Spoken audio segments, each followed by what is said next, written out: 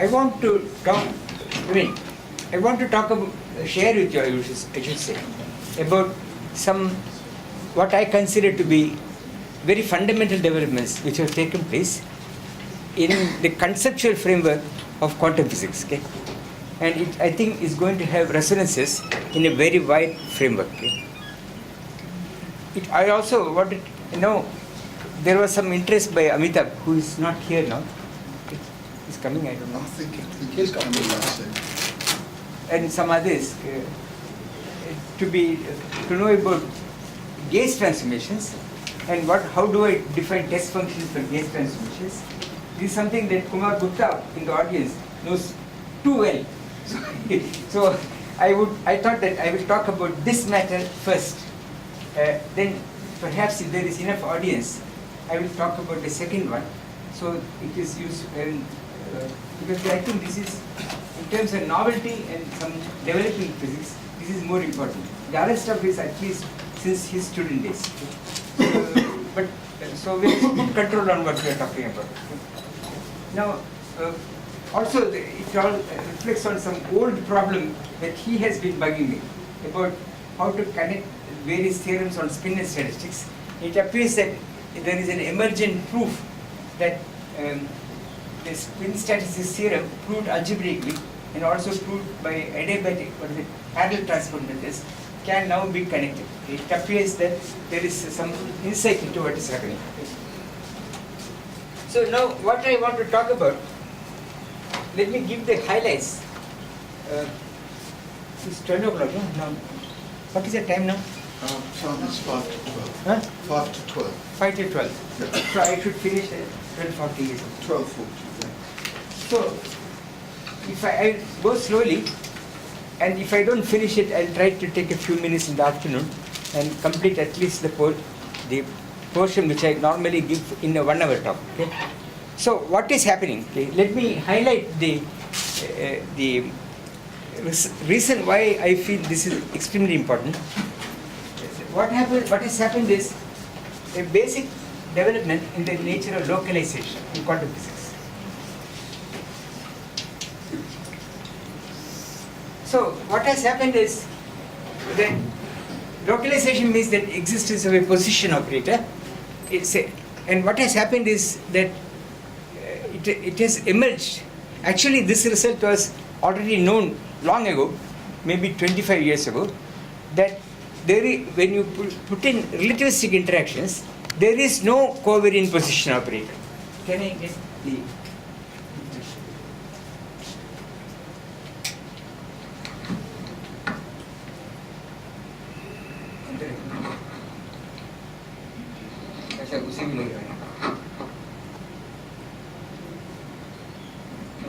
There is no, it already was known more or less, I'll come to that later, in the time of 1949, when Newton and Wigner wrote about position operators, that there is no covariant position operator in quantum field theory. This has very strong consequences, that you have no position operator, so you cannot localize, there is no projection operator to position in a relativistic quantum field theory, and the kind of thing that Newton and Wigner wrote down is not covariant and it violates causality. So it was no good. Okay. They, I think, knew about this fact. So it is the following consequence, that the relativistic domain with relativity, it implies Bond's interpretation of quantum mechanics, Bond's work, interpretation,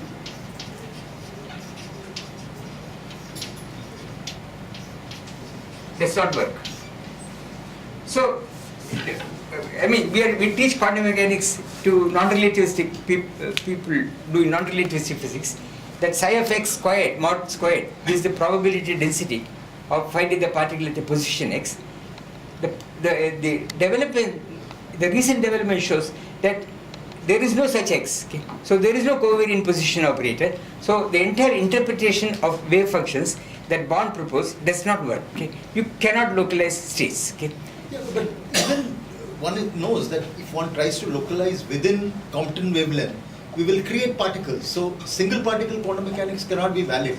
that is a limit of validity, but forgetting about validity, suppose there are no antiparticles, Bond will say, I mean, there is no, so within the non-relativistic quantum mechanics, there is no such obstruction, but when you go into relativity, it is not that I bring in new physics like antiparticles and say it cannot be valid. It simply cannot be done covariantly, compatibly with causality. Okay? Why is that? Huh? Is it easy to understand why? I will show you. Yeah, I will discuss. Okay? So, for example, one immediately raises questions. Okay? What happens if this is the case? What happens to, how will I talk about relativistic EPR? For example, this ERP or EPR, whatever it is, Einstein-Podolsky-Rosen. But we say that two spin systems are spatially separated, they are coherent.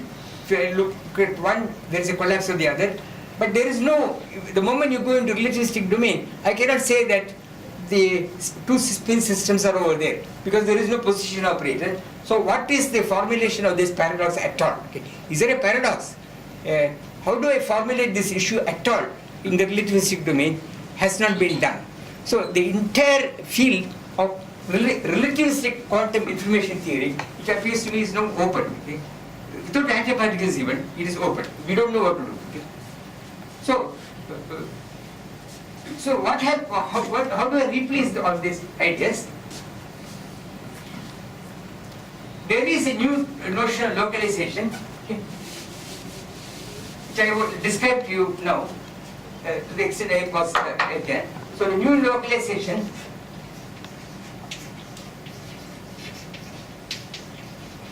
it involves some entirely new ideas, so I will show it on the slides one by one. It is causal, but it is not based on wave functions. For example, one nice thing is, first is it is causal. It gives the statement about the Unruh effect, that if you take the Unruh wedge, the Riddler wedge, and look at the vacuum state on the Riddler wedge, it becomes a mixed state. Everybody knows. It gives that in something like 3 lines and shows that there is a huge number of these regions where in all of which you have the Riddler effect. That is, the system becomes thermal. That is, it is a modular. It is in effect a Hamiltonian, which people call as a modular Hamiltonian. But in general, you do not have a geometrical interpretation. You can characterize all these regions. They are quite a lot. Okay? So thermalization, from the point of view of quantum field theory, that is what normally happens. But it cannot be written as with a density matrix, because you can only show that these are thermal in the sense of Kubo, Martin and Schwinger. It fulfills the equation for the thermal state, which is called the KMS condition, okay, which I will show you also. So no horizon is there, but there is a horizon. There is a horizon. Well, the Riddler wedge has a horizon. In general, not even a horizon. It has to be, I don't know, it's a correct statement, but it is what they call causally complete, which I will tell you what it is later. Okay? So the KMS states, you need some special condition. Like that condition emerges automatically for every one of these regions. Okay. Then an astonishing thing that happens, whose meaning I do not know at all, is the following. You find some infinite dimensional local symmetry.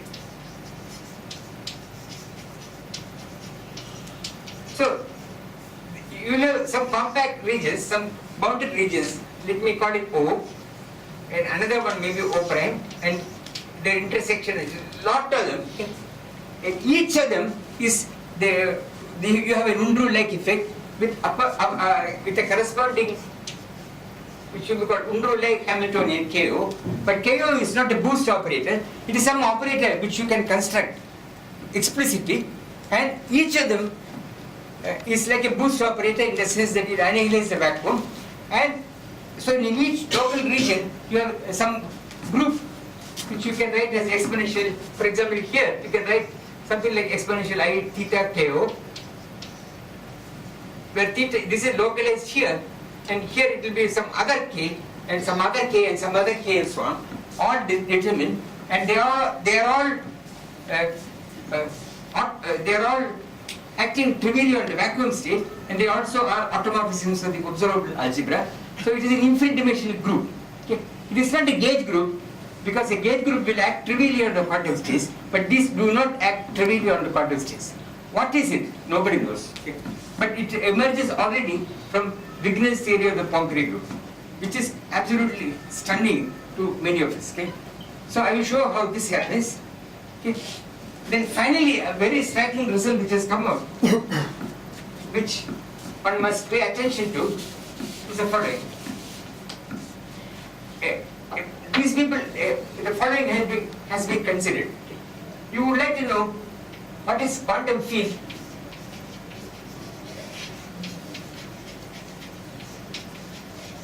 for, let's say, anions, which that means also includes Brage statistics and what is called continuous spin representations.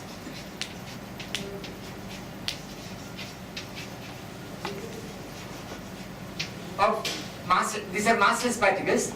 Continuous spin representations are these Wigner representations. Yeah. Said local symmetry. It is local in the sense that they are localized. But the inside there is no position operator.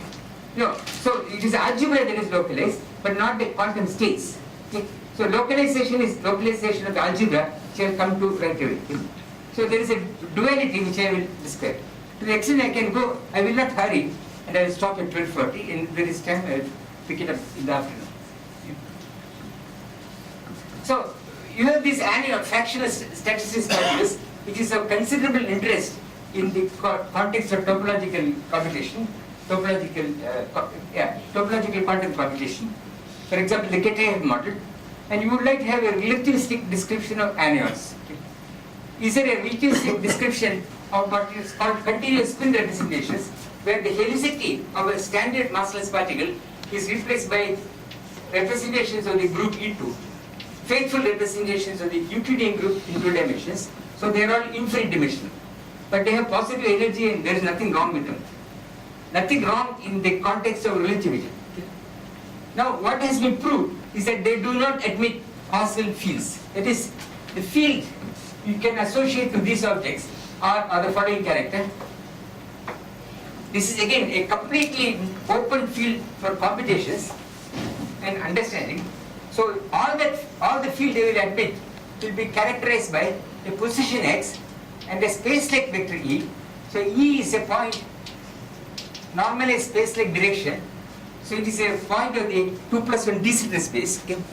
And what has been proved is that this commutes with phi x prime E prime is 0 if and only if x plus, so you start with x, let me write like this, r plus E, space like, and I will draw a picture to x prime plus r plus E prime. If and only if, that means you start at x, you draw this line E.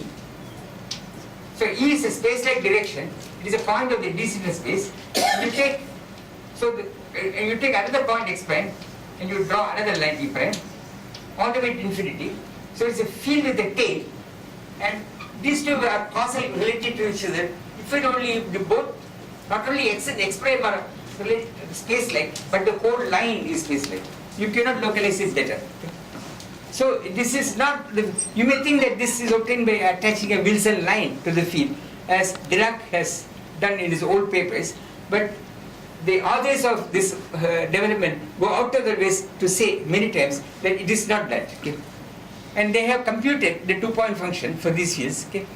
They don't look like anything that we are familiar with, but they have given explicit expressions. Okay? Explicit expressions in terms of some, they have given explicit expressions. So for example, if you can take Gaussian states, you can actually do calculations.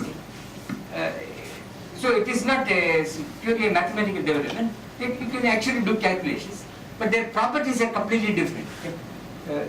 It's a field with a tail, so you have to deal with field with a, you cannot localize the field better. Okay? So it is quite remarkable. This is also characteristic of or you may say continuous spin I have never seen, but many people hope that they can see brace statistics because of computations, because of the interest in quantum computations. Yeah. You're saying, okay. But No. this field with tail was for non-relativistic anions also, right? Now, You yeah, want to make this vertex operator, they have this tail. yeah. But they, yes. What's different from that? Apparently, this is there is a switch to change. Yeah. There is a paper. There are papers by Froelich and Marchetti.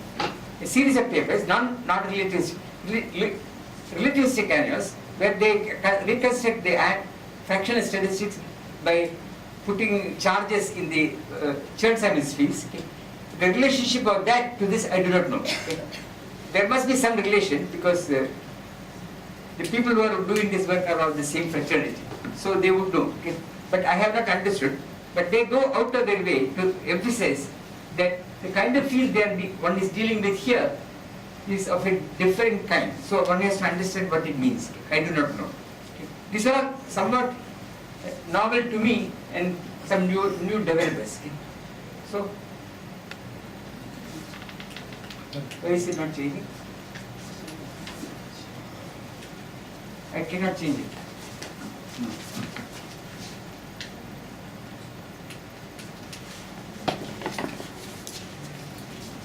I will do it by hand. So I think battery must have gone. It wasn't switched on. Huh? It wasn't switched on. It was Okay, switched okay, okay. So let me start by discussing what a problem is. Okay. Already in quantum physics, there are two notions of localization. Okay. There are two things in quantum physics. One is the localization of states. The second is the localization of observables. Okay. These two are different, but in non-relativistic physics, one can pass from one to the other, and we do it all the time seamlessly, because there is a position operator x, okay? And this position operator is completely compatible with Galilei invariance. It transforms like a vector, you can translate it and so on.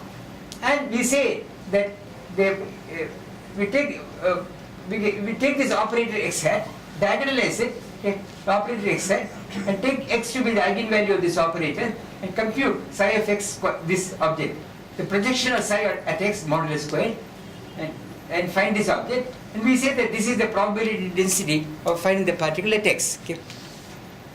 So this will be a localization of the wave function or a quantum state.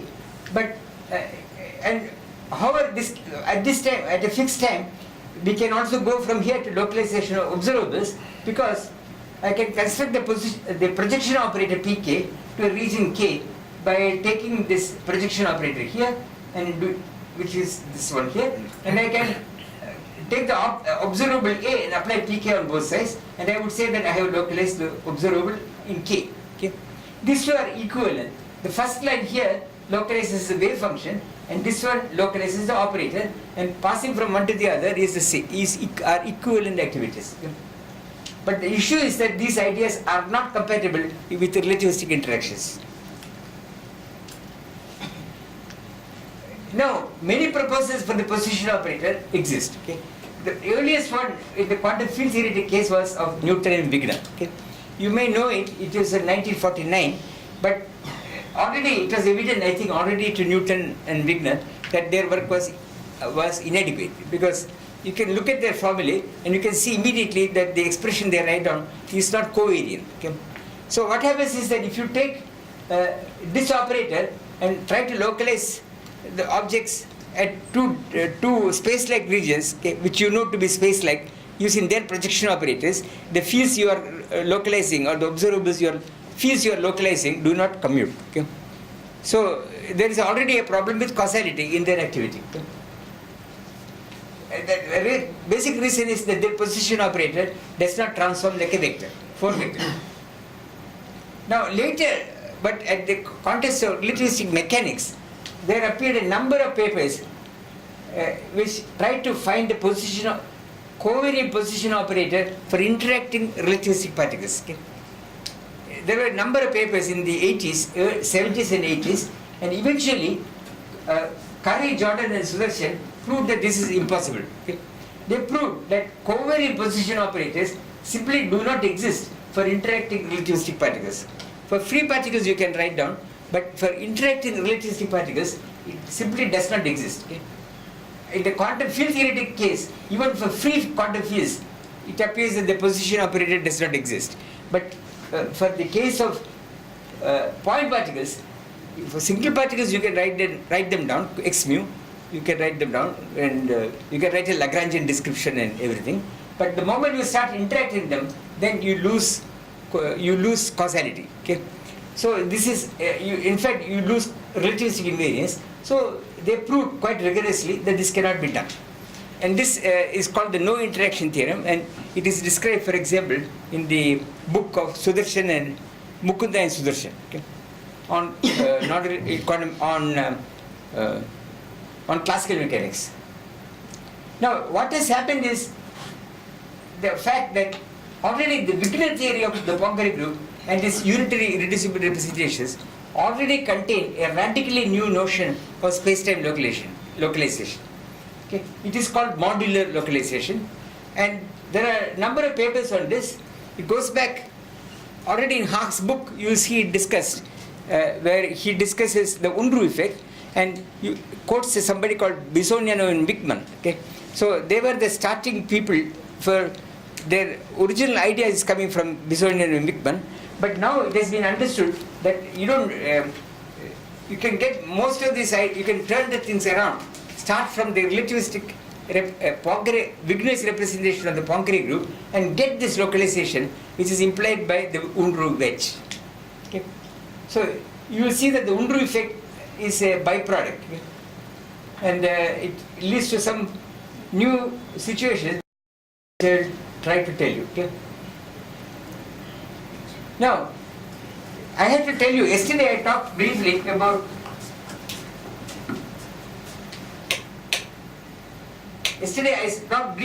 the Weyl algebra. The Weyl algebra is going to play a useful role simply because they are unitary operators and it has very great generality.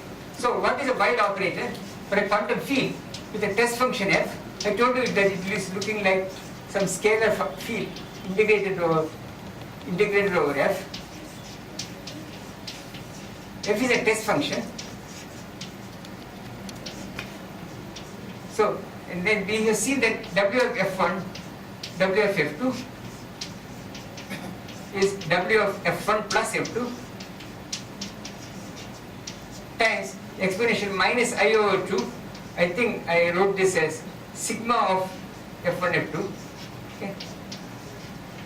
But this sigma is actually the imaginary part of some scalar product between f1 and f2. So this sigma is I should really write like this. I should write this as imaginary part of some scalar product, and that happens to be some symplectic form. This imaginary part is an antisymmetric form in the real and the imaginary parts of f1 and f2, as I showed you last time. Okay. Now we are going to generalize this formula very abstractly. Okay. Here I am having test functions on space-time, but now I will forget about space-time and I will do the following. This is going to play an important role. I will start with the real Hilbert space of a complex Hilbert. So what I am going to start with is the following.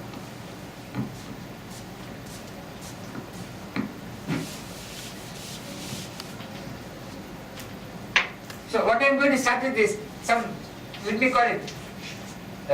complex Hilbert space, and I will take some real Hilbert space. So this is real. Real means not that the elements of H are real. It simply means that if I take linear combinations of two vectors in H, if psi and E, if alpha beta real. So if I take two vectors psi and eta in H and I take linear combinations, it remains in H only if alpha and beta are real. Okay? So that is what I mean by reality. Okay? there is no otherwise intrinsic meaning of reality to elements of H. Now, one point to notice is that if you give me a real Hilbert space, I can associate a Weil algebra. Okay. How do I do it? This is a label, F is a label of an element of the algebra. Now I label an element V by an element of this real Hilbert space. Okay. And I write down this algebraic relation a priori. So the elements of this algebra are labeled by real vectors psi in the real Hilbert space. And this is your symplectic form. I told you that in the ordinary field theory there is a symplectic form, antisymmetric in the real and the imaginary parts. Now, so I replace that by this expression, where psi eta is a scalar product on H. Yeah. It is living in a complex Hilbert space, so this makes perfect sense, and I take the imaginary part. The reality of psi eta does not mean that the scalar product is real. We will see examples. So is there I a typo? Huh? I times the imaginary part. There is I times imaginary part. So it is a unitary element. Yeah? It has to be unitary.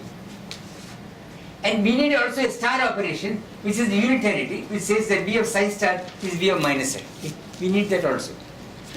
Now, okay, there is even a Fock space. I mean, let me just tell, without going into details. You can even construct a Fock space. Okay?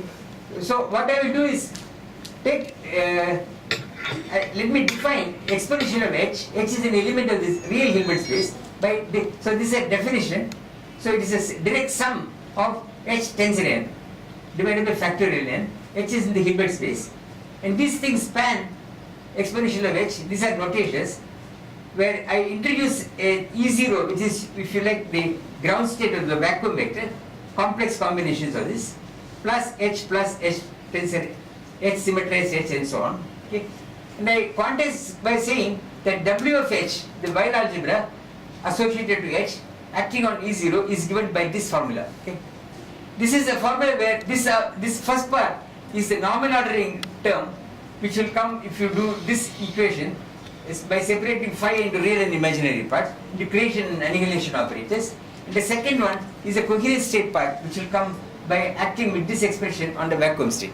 So this expression is a translation of W of F acting on the vacuum state. Yeah. The interesting thing is that this construction is universal in the sense that if H carries a unitary irreducible representation of the Poincare group, okay, this object here, provided I know how to, of course, the unitary irreducible representation, this, I should say, H will not carry this. HC, the H complexified H, carries this unitary representation. Then, if I know how to separate the real part of H, real part of HC, which I call H, then I have immediately a quantum field theory associated to it, and this is a free field quantization of the field. Okay? And this works for any spin, everything. Okay? So once I know how to separate the real part, I am done. Okay? From the unitary representation, I am done. No Lagrangian field theory is involved. It works for any spin. Okay? Actually, it works for any group. Okay? Provided you give me the unitary representation. So this E raised to power H, Yeah. it basically is the Hilbert space for infinitely many number of It's a Fock identical space. particles. This is for identical particles. Yeah. It's a Fock space of identical particles. So I quantize a scalar field or a scalar field of bosons. But if there is a corresponding construction for fermions, and there is a corresponding construction for these anions and so on. Okay? But it will differ from this formula. Okay? The way you symmetrize and so on will change. Okay? Obviously, for fermions, you will get antisymmetric products. Somebody else was. What are you creating the excited space and They are here.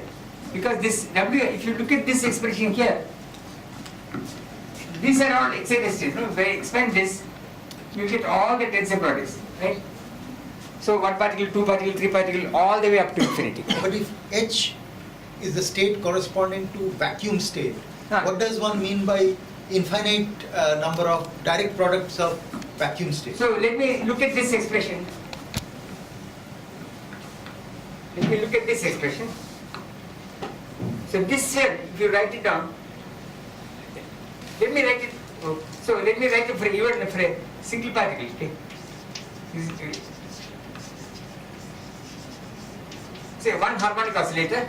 Suppose I write exponential Z A dagger minus z bar A, which is analogous of this, provided a separate creation and annihilation part acting on the ground state. Okay. This is equal to this vector exponential minus 1/2 z bar z. This is the part here sitting as norm of x squared times you will get is z of a dagger on 0. Right? So this one here will accept all the n particle representations, and from there because there is this free parameter is set by differentiating and so on, you can actually get the full creation and annihilation operator algebra without any problem. Okay, but it is in quantum mechanics there is no much problem, but when you go into quantum field theory, one has to worry about domains. There can be problems. There are problems. Yeah. Sorry, how do you put the dynamical rules? I mean, how the system evolves into this? That has to come as a separate input. So this afternoon, so I separated my talks in this afternoon when we talk about gauge series. This is what we have been doing. We will see that the things like Poincare group are not part. This is something one has to understand. Are not part of the observable algebra. They are automorphism groups acting on the algebra, and their role is somewhat different from that of the observable algebra. Okay. You will see that this hopefully this afternoon. If there is an audience of 3 minimum, then I will. Yeah. So are these states in this Hilbert space over-complete because of this Gaussian factor sitting in front? Of course, it is over-complete in the sense that you will get minimum. Like just like the coordinate states are over-complete, this will be over-complete, but they will span the Hilbert space. That's all I need. Okay. And I have given the quantization. So you can finish teaching people how to quantize second quantization field by writing this one page and go home. Because it is finished. There is nothing more to do. Okay. So by saying that the Poincare group is not part of the observable algebra, are you already suggesting that diffuse don't make a difference? Huh? Are you suggesting that diffeomorphisms don't make a difference by saying that the Poincare group is not part of the It doesn't mean that it doesn't make a difference. I didn't say that. They're equivalent. But they are not, no. It's an automorphism group of the algebra, but they are not part of the observable algebra, and in a particular representation of the algebra of observables, they may or may not be implementable. Okay? If they are implementable, they will act like the normal case, but there are cases where they are not implementable. For example, in QED, where the boosts are spontaneously broken. Okay? Or there are global symmetries, like U1 symmetry in the Higgs field, which are automorphisms. You can certainly rotate the Higgs field at infinity by hand any direction you like. Physics, the algebra won't change. Okay? However, so it is an automorphism of the algebra of local observables, but if you try to look for a unitary operator, it will diverge. So there is a distinction between the automorphism groups, outer automorphism groups, there are inner ones also, and the observables. Okay? And maybe this afternoon we have time to talk about it. Sir, this equation that you have written, this basically means that this is the action of the generator on the vacuum. This VH on vacuum. So I am writing like this. You expand it out in power series. The leading term will be E0 times this factor. Then there will be I times S times H and so on. Okay? This is simply a translation of this. But to emphasize that you don't need a field to do this. Okay? It's intrinsic. Fields are like coordinates in differential geometry. You can chain the fields to another field. There is a whole infinitely many equivalent fields which are known. For example, normal ordered products of two fields gives an equivalent field. After you do, after you normal order it and take point limit, it gives a new field. It is completely equivalent physically. Okay? There are a huge number of them. Okay? Their physics won't change, but some details will change, like in differential geometry if you use coordinates. Okay? So the preoccupation here is to avoid coordinates. Okay? One of the preoccupations. Now, this is my setup. Now, I want to know what do I mean by localization. Okay? So, I want to know, as I told you, I cannot localize, I hope I told you, that I cannot localize states okay, in a relativistic context, but I can localize algebras. Now, what do I mean by localization of algebra?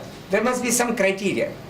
Well, I will assume, at this moment, I will assume that there is a space-time region.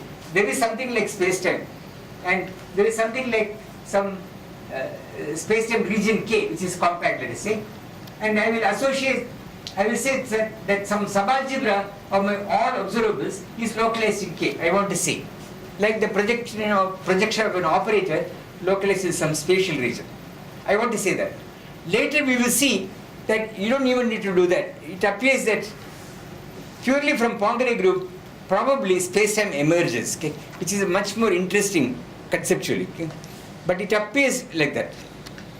That is something related, some of you may know, to this Gelfand-Naimark. You may know that already we know that if you give me algebras, commutative algebras, you can recover this topological space. And there appears to be the similar thing happening here. But anyway, it doesn't matter. So take K to be a space-time region.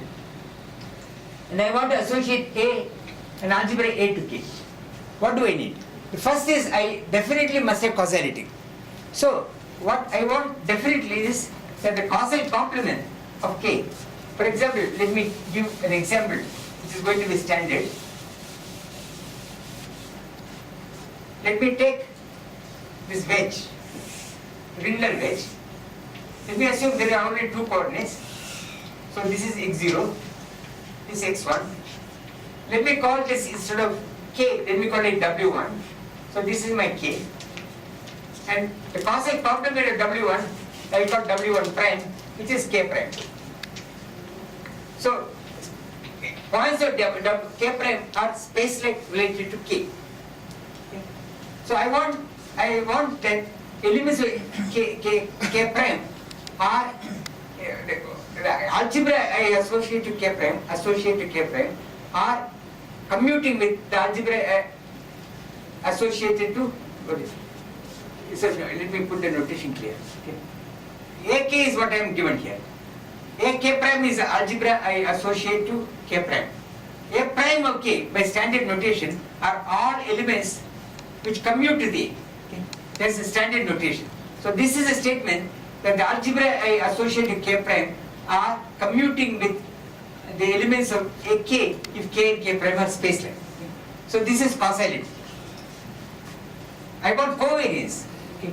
What do I mean by covariance? The way the algebra if G is an element of the Poincare group, GK, the algebra I associated to GK must be the unitary transform of the algebra I associate to K.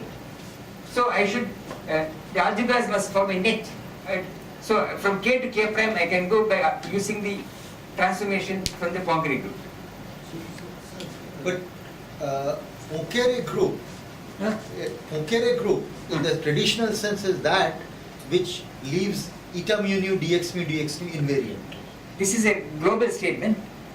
But I don't have dx mu dx nu. That's not an observable statement. So how is the Poincare group defined? Poincare group can be defined purely algebraically by saying that it is a semi-general product of SL2C with translations. Okay. That's all. A translation of what? Translation group on 4 dimensions. Well, you don't have. Huh? You just give the algebra. Group. Generator. I give you the give group. the algebra of the generators. I give you the group. How SL2C acts on translations. Translations mean 4 R1 cross R1 cross R1 cross R1. Yeah, but that's R1 has nothing to do with Space. fields defined on R1 because now there are no fields. There are no fields. So R1 is just mathematical set. Yes. Later, at this moment, I am saying that I am going to have, I am assuming later I will try to go away from this assumption. That is correct, what you say is correct. So, I am then indexing the algebras by elements K, which eventually I will show you how to choose it from the structure of the Poincare group. At this moment, I am indexing them by space-time region. So, this is an index of this algebra. Okay. At this moment, later I will reverse this procedure, and even this I will abandon and ask where is space-time. Okay. Later. Yeah, maybe what is meant by A of K? So you have a space-time region, which is a R cross R, say R4 or whatever it is. Then you have an algebra of observables. Yeah. But You see, this is the analog. how do observables depend upon this space-time region? Of course. It's not clear. But because, I mean, for example, in bonds mechanics, standard bonds mechanics, we had seen that the observables associated to a region K is obtained by taking the observable A and applying projection operators. Okay, that means, Yeah. yes? Correct. So here this projection operator means that if I take something in the complement of K, this is a spatial slice, the observables there will be both position and momentum will be commuting with, they won't interfere in terms of observations. The same idea is being applied here. But you require then a position operator to. No, I will say that, no, that's what I am saying. That I am saying that without the position operator, I will get locality by demanding these three axioms. One of them is causality. Okay? That is, if K prime is a causal complement of K, observables in K prime must commute with observables in K. Okay? Now K is a space-time region. Okay? Now we will see later that I can, assuming that is a space-time region, for the conditions of the problem you can make it as small as you please. Okay? So I will associate an algebra to, not a state, algebra to this region and another algebra to the causal complement. Then I will prove that the localization principle we are using is such that they are causally commuting. Okay? So one question about this causality principle that you have written down. So in the case when there is a field living in a flat space-time and you do a quantization, so would this correspond to or equivalent to the microcausality Yes. requirement? Yes. This is microcausality. The Will first correspond to the one is microcausality. This is microcausality. So this is microcausality. This is covariance. Okay. Then there is a So that was my question, right? We've made it microcausality, but specifically it's just written K prime is the causal complement of K. Now, what are the general... I will show you. I cannot prove some of the instances. I know that well. The detailed proof I don't have control, but I will tell what they are. Then there is some third requirement called isotonic, okay, which is much looks very trivial. Namely, if K prime is contained in K, and we, for example, we will see that there are cases where, for example, in this case of the wedges,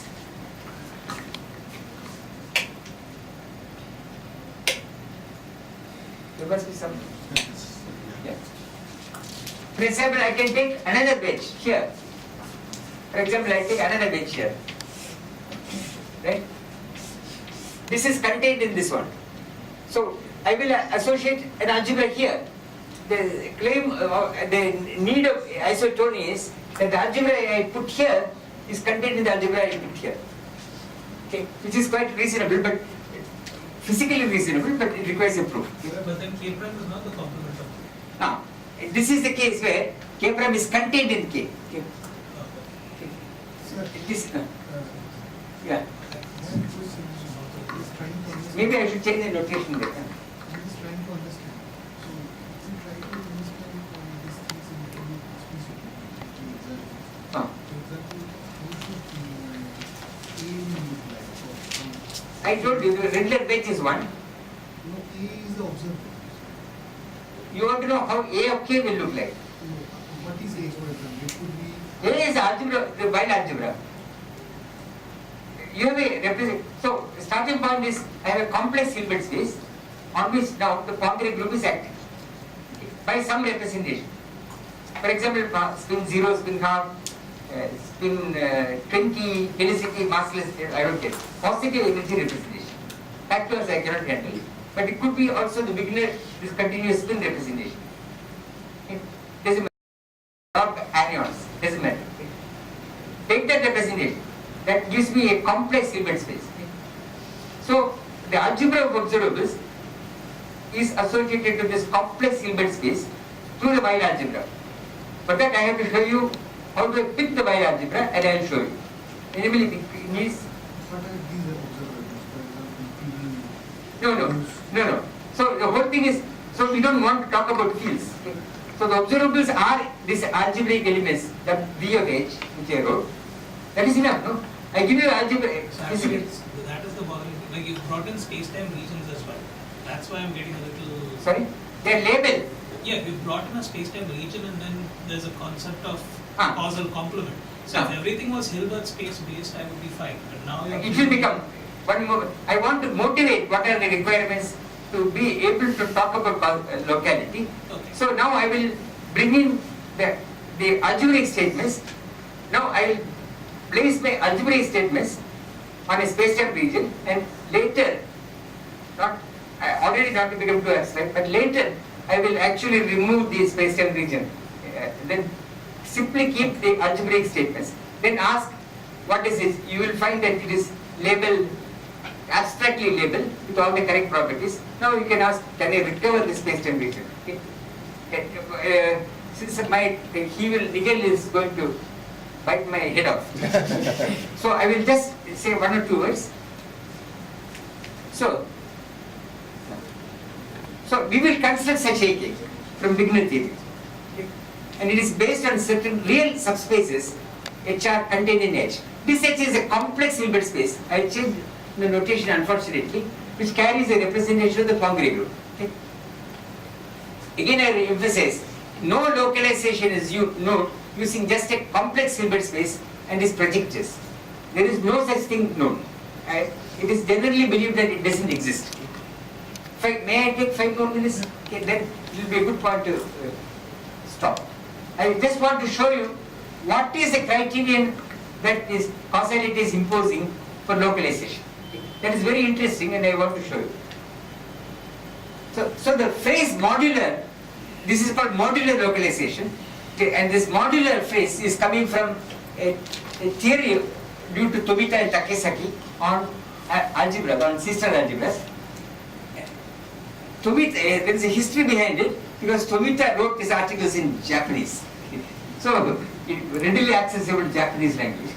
Then Takesaki later translated the articles into English, okay? And then he himself is a very famous mathematician, and it then made a tremendous impact on von Neumann, for example, theory of von Neumann algebras and their classification and so on, and also on quantum fields. Okay? So I started the Hilbert space H carrying a unitary irreducible representation of the connected Poincare group P plus R, okay? And an anti-unitary operator which is CPT called theta, okay? And they together form generally the P plus. CPT operator is essential. Now, Why is it so? huh? Why do you need the CPT operator? Because to define real subspaces, I need an anti-unitary operator, which we will see immediately. Yes, sir, but that's the only requirement, right? It's only supposed to be an anti-unitary operator. It should be anti-unitary. That's it. No. other. No, because it is CPT, it has such a particular geometrical relationship to the Poincare group, to the connected Poincare group. So I write it down. That is important in this context. But in the general theory, it emerges. Even this requirement you can throw away because it emerges. So if it is not a Poincare group, then you don't need CPT. Sorry? If it's not a Poincare group, then do you still need the You CPT? still need an anti-unitary operator. But There is no way out of that. But CPT can be relaxed. huh? CPT can be relaxed. It cannot be. The unit may not be CPT as we talk about it, but you need an anti-unitary operator which has a particular relationship to this localization region. Okay? For example, it has been done already for D-zeta spaces by Longo, the localization problem. Okay? So Longo has the general theory. You will see very quickly that this anti-unitary operator disappears before your eyes to become something else. So now I generally connect the algebra. So I start with a wedge. Now how do I connect it to the Poincare group? If you give me a wedge, there is the boost operator. So this is a wedge, x1, x0 wedge, and we know that the boost operator leaves a wedge invariant. Okay? And also translations and rotations of x2 and x3. And furthermore, the reflection RW, okay, the reflection operator, which changes the sign of x0 and x1, is taking you from here to here. So it is taking the wedge W1 to the opposite wedge, causally complemented wedge. Okay. Now,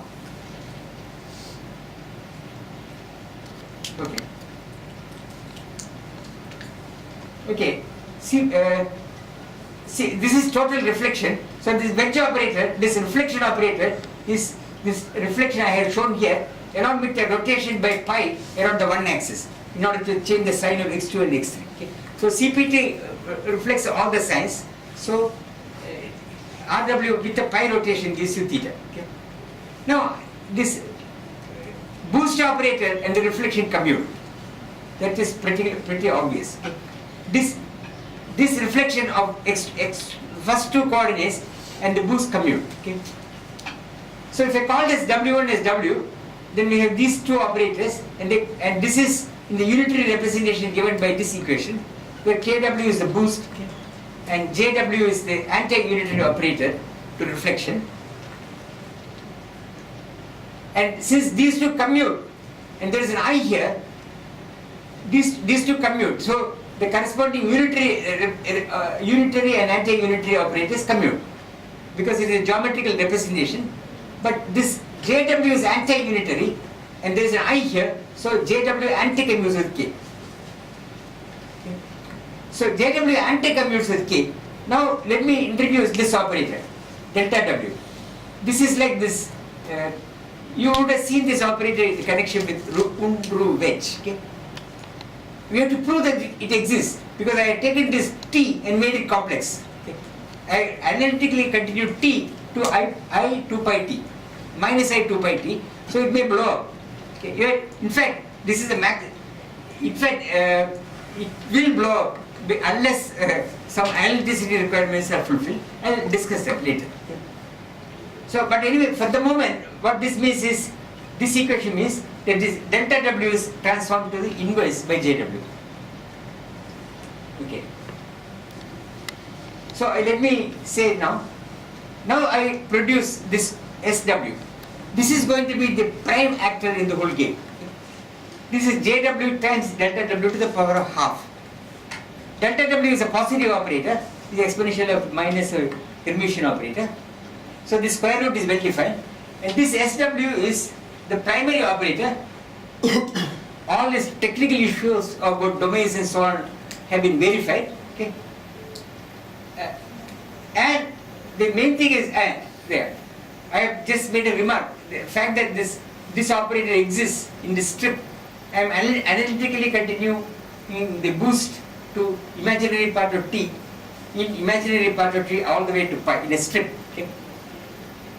This exists because I am somehow localizing things in W. Okay. So, an elementary example is this. If I take some function rho which vanishes for negative A and I take its Fourier transform, you know that this is analytic in the upper half plane. Right? Likewise, this operator, exponential, this unitary operator, sorry, I am taking few more minutes than I wanted. This unitary operator is analytic in the strip where the imaginary part of T is continued all the way to I pi because of this fact that I am dealing with a wedge here. And I will see explicitly how this works. Okay. So let me finish out. SW squared is 1 because JW inverse is delta W to the power of half. JW squared is 1. So get this is 1. SW dagger is this one. Okay. But I can also put JW on the other side. So get minus half. Okay. And this SW is what is called the Tomita-Takesaki involution. Okay. This is the existence of this operator can be proved under very general conditions. Okay. Now we have got it from the Poincare group operators, and this right hand side is the polar decomposition of this SW. SW is not a bounded operator, it's not a unitary operator, and this is the polar decomposition where this is like the, if you write rho exponential I theta, this is like the unitary part and that is like the modulus. I know that I am exceeding the time, I will finish it off. Okay. I just wanted to show one, okay, I think I will take too much time. So I will start from this and tell you what modular localization means, okay, for algebras. Okay.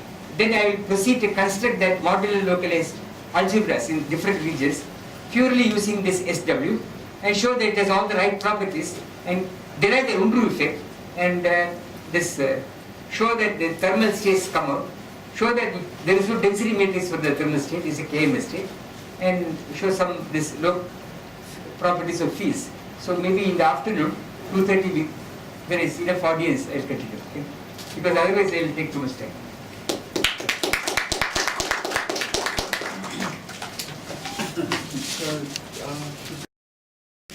You need a Minkowski metric to distinguish what are space-like separated regions. That much is required. No. So there is a notion of Minkowski geometry. Otherwise, what is space like that? Yes. But I could do something else, okay, which I will do later. Namely, you give me the Poincare group, then the Poincare group intrinsic, I don't know anything about space-time. You take a boost, Poincare group has a boost, parameter boost operator, and it cut Poincare group with CPT, and there is a reflection of, there is anti-unitary reflection commuting with it. Okay, I will show you, give me these two, I'll give you an algebra associated with this picked Poincare group, picked boost and picked reflection. Then, so I just label that thing with this elements. You can call it Patrick, I don't care. It is some labeling. Then I will apply Poincare group on it by conjugation. Then transport it all over the place. And then I will start taking intersections. I never talked about space-time. So you will get a net of algebras which are labeled by the original wedge, is Poincare transforms and their intersections. Okay? So you have a net of sister algebra, observable algebras, sister algebras. I can ask the question, from this net, can I recover space-time? That will be the intrinsic question which I have not seen discussed. But the corresponding question for commutative algebras has been discussed already by Gelfand Naimark, who showed that you can recover space-time purely from the algebra of functions on space-time. And very recently, say 10 years or 7 years ago, Kohn completed the Gelfand Naimark program by showing that you can recover the entire differential geometry and more, because his method also applies to non-commutative algebras. Okay. So space-time can be thrown away. It is not necessary at all. Okay. Quantum fields are Lagrangians and so on are clutches. Well, there is a famous quotation by Paul Jordan who says, why are we still hanging on to classical thing, Lagrange's actions? When are we going to do quantum theory? Well, it appears that this is happening here. In particular, this fields of tails do not have any Lagrangian or action principle description. None that I know, and the others say it doesn't exist.